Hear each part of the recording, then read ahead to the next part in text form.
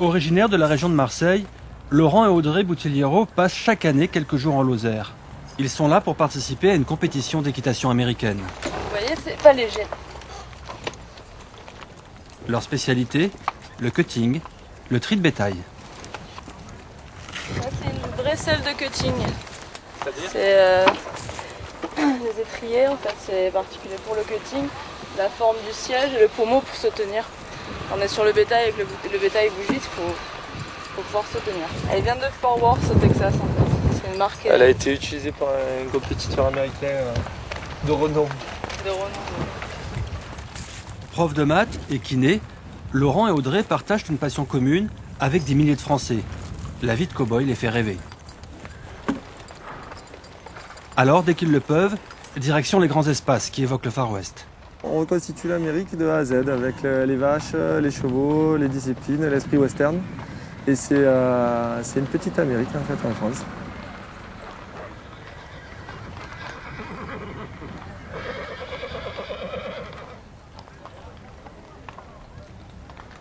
Effectivement, on se croirait quelque part entre le Wyoming et l'Idaho. D'autant qu'à part le paysage, tout est vrai. Voitures, chevaux, vêtements, tout vient des États-Unis.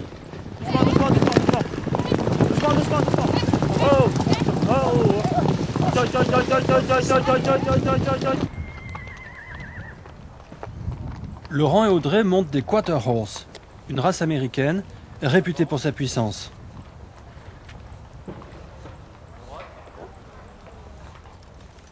C'est des lignées qui ont été sélectionnées pour travailler dans le bétail. Donc c'est des chevaux ce qu'ils appellent aux États-Unis du cow-sense, c'est-à-dire du naturel devant le bétail. C'est-à-dire que si on les laisse faire, d'eux-mêmes, ils peuvent prendre l'initiative et avoir les bons réflexes devant le bétail. La compétition de tri de bétail ne commence que demain. Tu fais le range cutting ou quoi? Ouais. En attendant, on profite du temps libre pour compléter son équipement. Et il y a le choix. Des dizaines de commerces proposent ce qui se fait de mieux pour les cavaliers américains. Des cloches, il faut qu'on achète des cloches aussi. C'est ça, c'est ce qui protège le bas du sabot en fait. Ouais, mais c'est le... tu sais, j'ai pris S devant et L derrière, tu te rappelles pour le protect? Ouais, ah oui, c'est vrai qu'il y a vraiment le protecteur. Les cow-boys, c'est leur travail de tous les jours. Donc à partir du moment où ils utilisent ce matériel, pour moi, c'est que c'est un matériel qui a été testé, qui a été utilisé, donc c'est du bon matériel. Ça, c'est une ceinture que je lui avais commandée, en fait, parce qu'il est sellier, il fabrique toutes les pièces en cuir, c'est lui qui les a faites, les selles en entier. Il adapte le matériel au cavalier et au cheval. Mais c'est très différent de celle européenne? Alors, il faut savoir que ce type de selles, c'est des selles pour l'équitation américaine. Donc même celles qui sont fabriquées en Europe sont fabriquées sur le principe de ce qui est fait aux États-Unis, puisque la culture, l'école, c'est là-bas.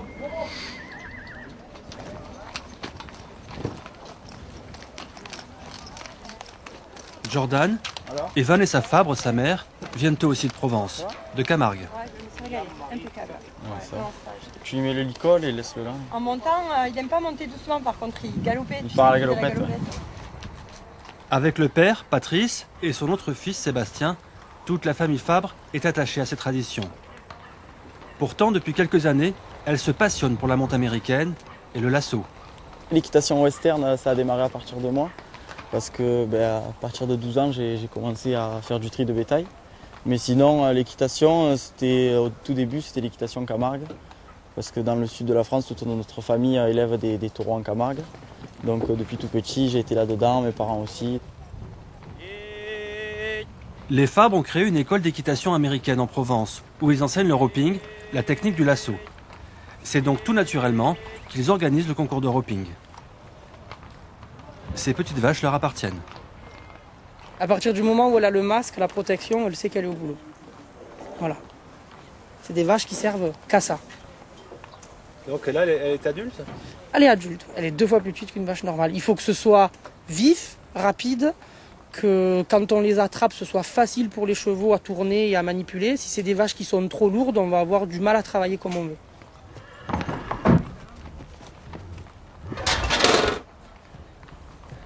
Avant la compétition, les vachettes font un petit repérage des lieux. Elles ne connaissent pas ce terrain et doivent apprendre à trouver la sortie le plus rapidement possible. Ah, les vaches avaient. Allez. Elles parcourront le trajet plusieurs fois jusqu'à le connaître par cœur. Hop, elle a vu le passage, elle rentre. C'est super intelligent. Une fois qu'elle l'a repéré un coup, toutes les autres fois, ça va tout seul. Voilà. Son job est fini, pour l'instant.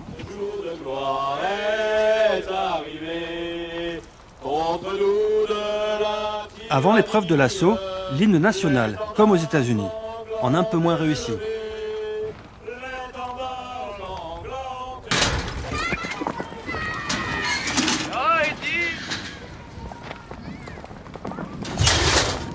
Ce jour-là, une trentaine de concurrents pourchassent les vachettes et tentent de les attraper, soit par les cornes, soit par les pattes arrière.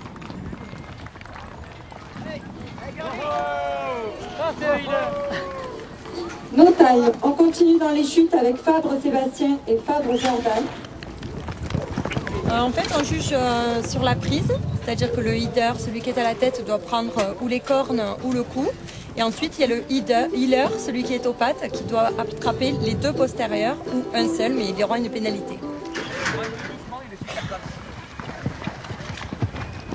La compétition va durer 3 jours et les Fabres sont les grands favoris.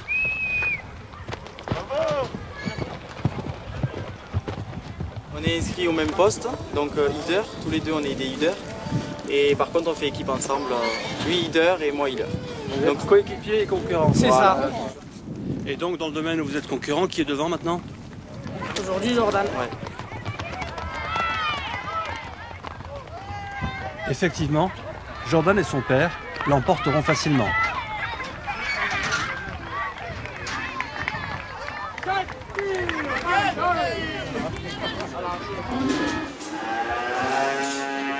Le lendemain matin, les épreuves de tri de bétail commencent. Laurent et Audrey sont prêts à en découdre avec plus de 200 concurrents. Et pour augmenter leurs chances, ils s'alignent dans plusieurs disciplines. En résumé, dans le bétail, il y a des disciplines à 3 cavaliers, 2 cavaliers et 1 cavalier. Vous avez le numéro 7. Les épreuves sont toutes chronométrées et les tenues des cavaliers doivent absolument respecter l'esprit cow-boy. C'est au tour de Laurent et Audrey. Doucement, doucement, doucement. Dans cette épreuve, il doit faire passer 2 vaches portant le même numéro d'un enclos à l'autre. À la tête, Audrey, allez. Colle là. Allez, allez, pousse là. Allez, à la tête. Colle dessus. Et pour cette manche, c'est raté. J'ai pas réussi à sortir, c'est pas grave, chérie.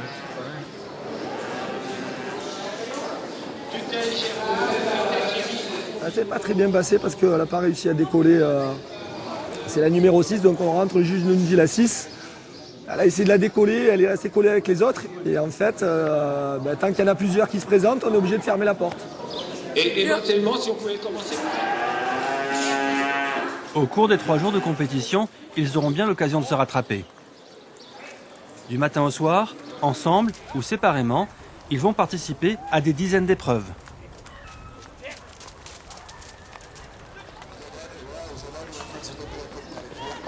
Une compétition exigeante pour les hommes et leurs montures, censée rappeler le travail harassant des cow-boys du Far West. Mais ici, c'est pour jouer. Elles tournent les vaches, il y a plusieurs lots et ils les font reposer là-haut, là où elles ont à manger, à boire. Et vous pensez à elles un peu quand vous faites ça? Ah oui, on n'a pas le droit de toute façon de les toucher ni de les blesser, on est éliminé de suite. Hein. Si on touche une vache avec le cheval ou avec nos pieds, on est éliminé. Allez, c'est du keeping, c'est du bétail, c'est des cow-boys. Voici les Marseillais avec un petit gaviron. Cette fois, un 3e équipier rejoint le jeune couple. Et vous avez le même numéro 0. Ça se passe bien pour le moment. Il faut sortir 3 vaches du troupeau et les conduire dans le petit enclos au fond en moins de 2 minutes. Voilà, ça fait pas. Voilà, il y a le cheval qui fout, c'est pas un problème. Principale difficulté, empêcher les autres vaches de les suivre.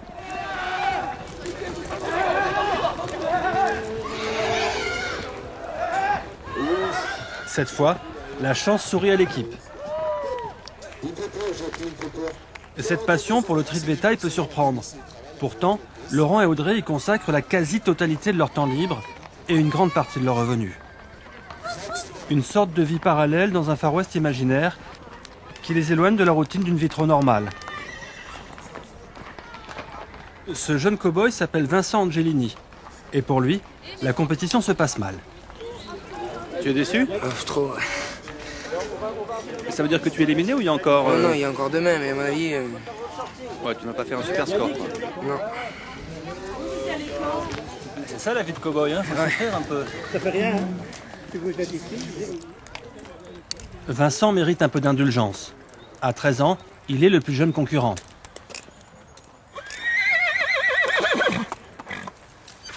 C'est bien connu, pour se remettre en selle, rien de mieux que changer de monture. L'énorme pick-up de son père et ses 300 chevaux fera parfaitement l'affaire. Et c'est indispensable d'avoir ça quand on est cow-boy? Non, enfin oui, forcément, parce que ça tracte beaucoup mieux que tous les cascades en général. Mais il y a plus de place aussi pour la dans la benne. Puis ça fait partie aussi de la culture cow-boy un peu. Ouais, mais c'est... oui. La corvée de foin, c'est l'occasion pour Vincent de conduire le monstre. Dans ce Far West imaginaire, c'est permis.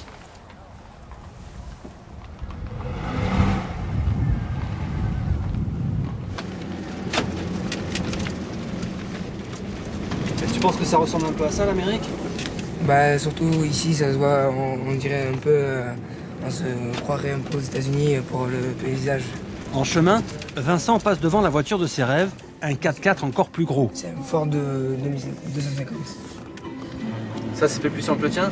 Oui, ça c'est un 150 et ça c'est un 250. Et il tracte le trailer. T'aimerais l'avoir celui-là?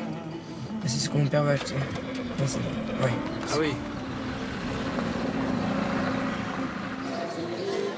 Direction le saloon. Ici, tout est prévu pour restaurer le cow-boy fatigué. Les codes culturels western sont respectés à la lettre, même si la majorité de ces cavaliers n'a jamais mis les pieds sur le sol américain.